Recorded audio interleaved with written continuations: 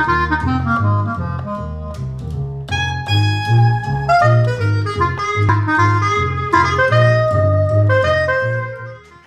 and welcome to the Character Community Podcast. It's a podcast that highlights positive character attributes and empowers young individuals and community members here in the York region to share their stories. Today with us, we have Mr. John Lettieri, and John is a retired head of music educator with the YCDSB, correct? Yes. And today he has brought his accordion with him. Now, is this a particular type of accordion? Yes, this is a particular type of accordion. It's an electronic digital accordion. Okay. And it offers all kinds of real accordion sounds, but it also enhances the sound by offering what you could say is synthesized sounds. Like you can get a trumpet sound, you can get a guitar sound, you can get a flute sound, and it makes the music a little bit more enjoyable to play, but also for the listener, because the listener responds differently.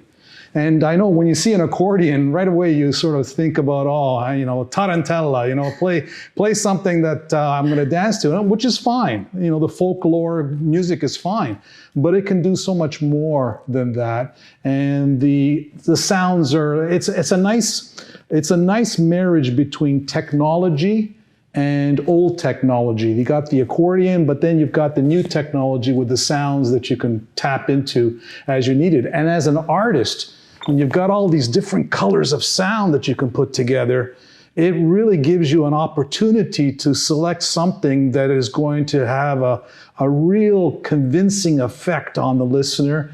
And it has a wonderful effect on the artist too, because you're able to do things that you wouldn't be able to do on a regular accordion. Yes, you can play the notes, but the sounds. It's not the same. It's just not the same experience, I don't think, yeah. Now, you've been a performing artist and an educator for 30 plus years, yes? I've been playing the accordion over 50 years now. Oh, wow. And I've been a music educator for about 35 years. Okay. And I love the opportunity both of these kind of areas actually meet and they intersect one another and they support one another, because in the classroom I was able to talk about my experience as a performer, my experience as working in film, my experience in working in recordings, my experience in being able to be on stage, meeting different people, working on various projects and being very creative and using my imagination and a willingness to work with other people and listen to their ideas. These skills were always a cross-reference, and it really attracted the attention of the students, because the students said, well, this person's really got a wealth of experience, and I want to tap into that, and this guy is really serious. And you like to meet people that are serious about it, but you like to also present the material or present the ideas in a way that's entertaining too. Right. It captures their interest. Yeah. How do you think music plays a role on the mental health of our children today? Yeah, I think the biggest impact that music can have on not only the individual but a group of people is that it does it's like a magnet. It brings people together and they want to celebrate and they have a story to tell. And I like to tell my stories through music. Music has given me an opportunity to share my gifts with others. And it's also brought energy. It's brought them comfort. It's brought them relaxation. It's brought them joy. And it's given them a diversion for a moment to not think about all of the noise that's going on in the world. There's so much noise going on. And my message is very simple. I'd like to help the students to develop an open mind, and music has that opportunity to change you and your perspective on things, because it has an opportunity to make a better world. And we've witnessed that even now. We saw some of the media reporting that piano player who was playing the piano music as people were leaving the country of Ukraine and going into Poland. And for a few moments, those people, I don't know, they felt a little bit more welcoming, perhaps. Maybe they felt a little bit of sadness. Maybe a song reminded them of something else. And it really, the power of music to reach our soul, our heart. Sometimes we can't even verbalize it. We can't even put words into it. But it makes us feel special. It gives us a sense of belonging. And I love the creativity that's involved in it as well. Oftentimes, students will want to have an opportunity to put a little bit of themselves into an instrument that they're playing. It could be a clarinet, it could be a saxophone, it could be singing. Well, you know, we've witnessed now with these shows. Everybody's got talent, you know, the Canadian talent, the American talent, and we see these on YouTube as well, and we watch these moments, and for a moment the music mesmerizes us. You know, we're just taken. It's magical. And I would always in the school system, in the classroom, I always invite the students to say, and I would say to them a lot of times, is that when you enter this space and then you leave it, I hope you changed. I hope you changed for the better.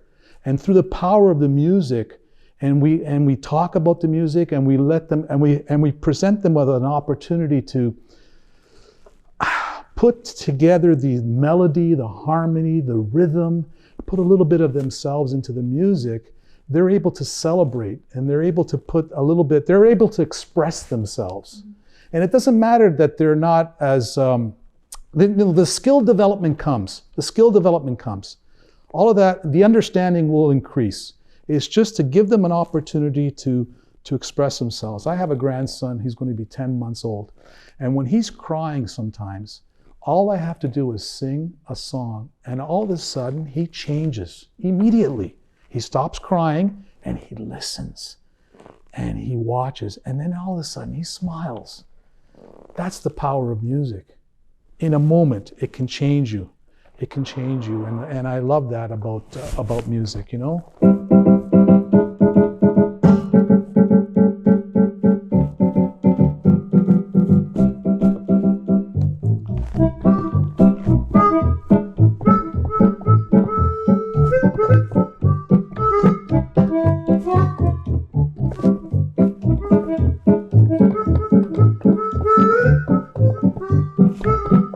Yeah.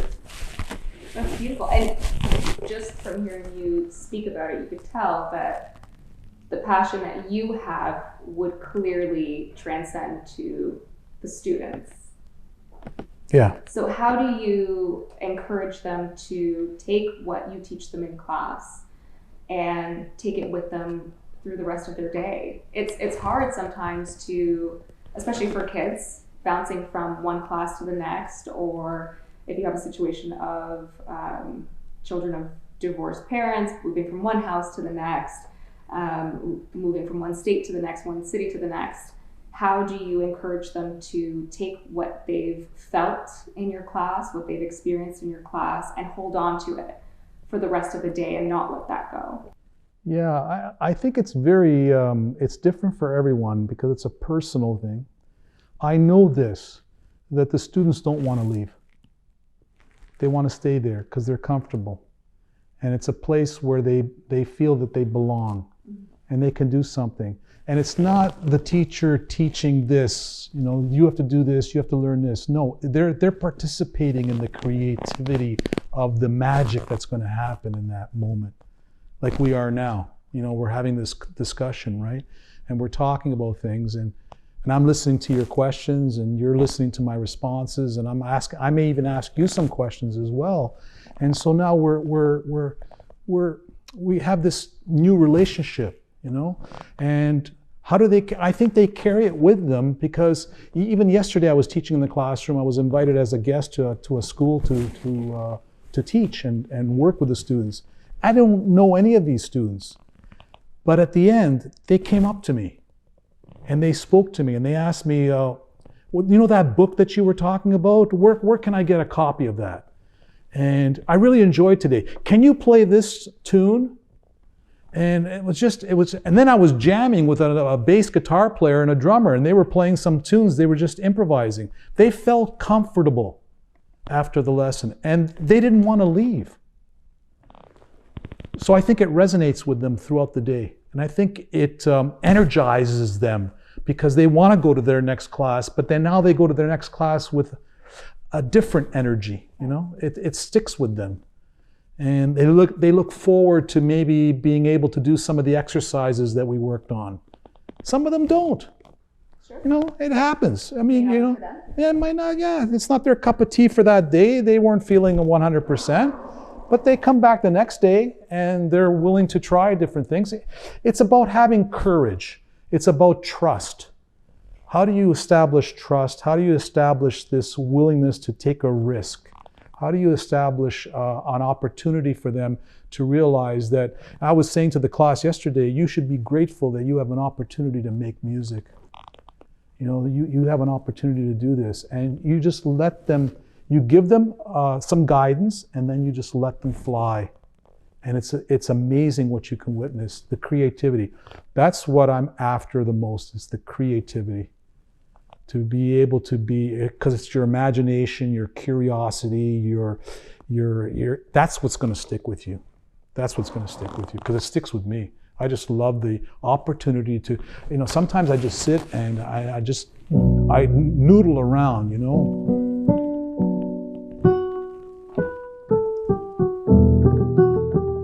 Wherever it takes me.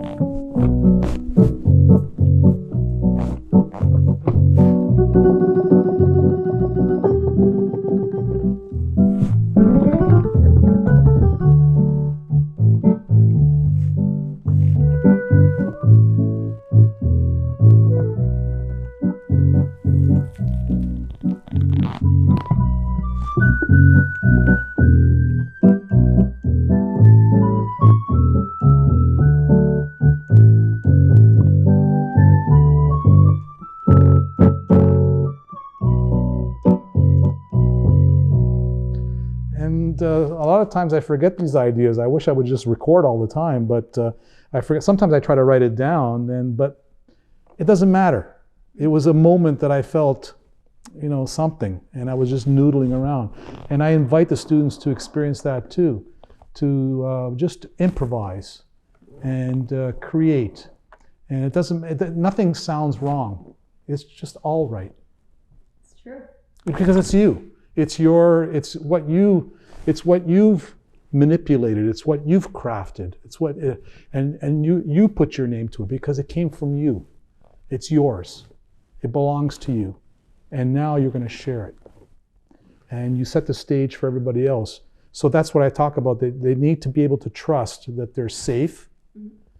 And they need to be able to trust that they can say something and not be, you know, exactly, not be judged. And when you have that environment, man, it's beautiful. And that's amazing what kids can do. And that's what sticks with them. That's what sticks with them. And they start to create those kind of scenarios with their friends. And they start to change the way their attitudes and their perspective on things, because they're not going to know what they're supposed to know until you introduce them to something that you think is worthy of their time. Hey, I've got something to say, and I think you should listen, because I've got something to say. This is my voice, right? And if you get them to accept that, it's amazing. They transfer that to somebody else in other situations, and now they're not going home angry anymore. They're not going home sad. I can just imagine what some of those students said yesterday when they went home. We had this guy in class, and he played this accordion, but yeah, it was different. I really enjoyed it. Yeah. I don't know what he kept my attention. Some people will call it entertainment, maybe, but through entertainment, we're educating. Right. and edutainment maybe, and we're able to do something, and we're using our time, and we're not hurting anybody, we're doing something in a positive way, and I think that's so meaningful and so valuable. It certainly is to me. And I love working with all kinds of people. It doesn't matter what their age is, and I do some playing in the homes for the elderly. And for those moments, they're not there. They're in the past. They're remembering something because I'm doing a certain tune, solo 2.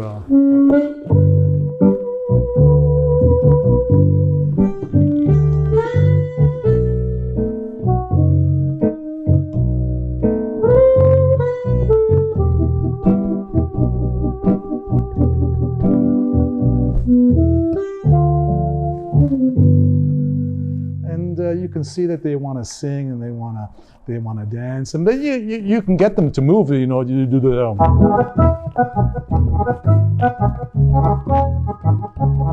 They'll do the twists.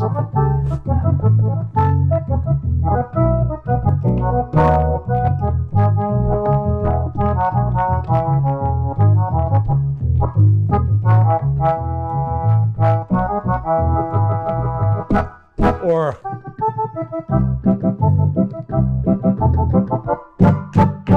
Exactly.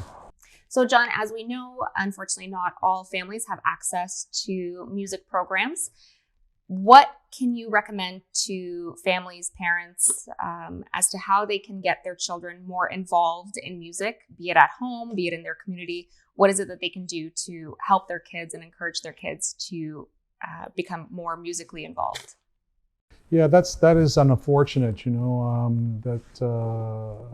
I, as a music educator for so many years, most of my career, I was so happy to go into the classroom yesterday because all I had to worry about was the magic that we were going to create in the classroom. I didn't have to worry about report cards. I didn't have to worry about marking. I didn't have to worry about calling a parent about something. I didn't have to worry about any of those things. I did my thing. I enjoyed the moment. We had a great experience, and I'm going back tomorrow to do a follow-up with those same groups, and I'm looking forward to it, as long as the weather cooperates, of course. But what about all those students that don't get that opportunity? And how do we do that? We've heard of countries like Venezuela. I think it's the right country that I'm quoting right now, where they brought string instruments to all of these children, and now it's one of the biggest programs in the world, with bringing this music to these kids that didn't have musical instruments. We've heard also stories about, it just doesn't happen in music. We've heard sports stories, in a community, put up a basketball net, right, and all of a sudden, the kids have somewhere where their energy can be released in a positive way, and they're working, and the sports dealing with that and being sure that you treat everybody with respect and dignity, and it's great. So we've heard a lot of stories. It just doesn't happen with music, but music has a special power. Now those kids that don't have an opportunity to play an instrument, they're probably still listening to music. They're probably still dancing to music and moving to music. Maybe they don't understand what's involved in the details, because that's what music educators, part of their duty is to help students analyze what's going on and put together how are these pieces of music put together, and how does it work, and what if I wanted to compose? I think those students, hopefully, they will get encouraged by watching something on TV of someone singing. And maybe they can go to a local community center. I know my daughter started in the local church, and she started singing with these sisters. The sisters would play the guitar and they would sing songs, and it didn't cost me anything. And so those families that are not able to afford, there are some options available in the community that maybe they can bring some musical experience to those young people. And once they get hooked and the family notices that, maybe the family will find a way to encourage even more music making for those kids. We unfortunately only have a few more minutes left. Okay. Is there anything else you would like to, any other wisdom you would like to impart on us of how we as parents, let's say, this is very important to me as I have 3 young daughters. What can we do to help? What are their ages? They're 13, almost 7, and just turned 5. Wow. So what are their all names? Very impressionable ages. What are their names? Addison, Alexis, and Emma. Wow. They are the oldest. She is an avid dancer. The middle one, she is an up-and-coming beatboxing artist. Her favorite thing is she can hum and beatbox at the same time. And the youngest one, she just wants to do what the 2 oldest ones are doing. But music is very important in our family. And I personally believe that it does a number of things for our mental health as adults, as parents, as human beings, but especially for children. I've noticed how much better my kids learn when there's music involved, whether it's, learning the alphabet, whether it's learning math through music, or learning about different countries through music. Mm-hmm. It's extremely important to us as a family, and I'm sure it is to a lot of other families. So what can you impart on us in terms of the importance of music on mental health for the children of today? Yeah, music, if it's happening in the family, as you're pointing out, it's probably happening everywhere. And it's probably happening on the basketball court because they're putting on, a radio that's there and they're playing music, and you see it at the games. You can witness it. The first thing that happened, I think, after the Olympic win for the Canadian team on Sunday was they got a drum, and they beat it on the drum, and all of a sudden the crowd got behind it, and they were clapping, and they were in sync. It was bringing people together for a celebration, because it was a beautiful thing for the entire nation. And music does that. The Olympics, they play the national anthem when there's a medal winner. Music seems to follow us around in our day. People wake up to music with their Alexis or their Google. I know I do. And they'll play music throughout their day. You see people walking on the street. Some of them are talking on their phone, that's fine, but some of them are just listening with their earbuds. They're listening to music. And you can see them, they're doing some of the routines, like they think that they're playing that guitar solo. If you've been on the Toronto subway system at any point. Exactly. Yeah, exactly, right? And it's fantastic, So I don't have the answers to everything, and I wish I did, but I don't. Yeah, and I know that music is a powerful way to help us cope a little bit better in our day, and it can help us to heal. It can help us to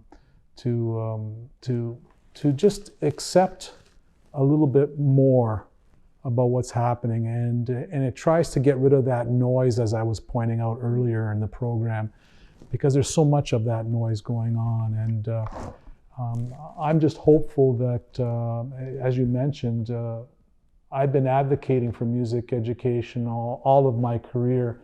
And yes, that's the first to go to make cuts, because they want to save money, and instruments cost money, but if a family can't afford music for private lessons, then we need music in the school system, because everybody deserves an opportunity. I consider music education essential learning.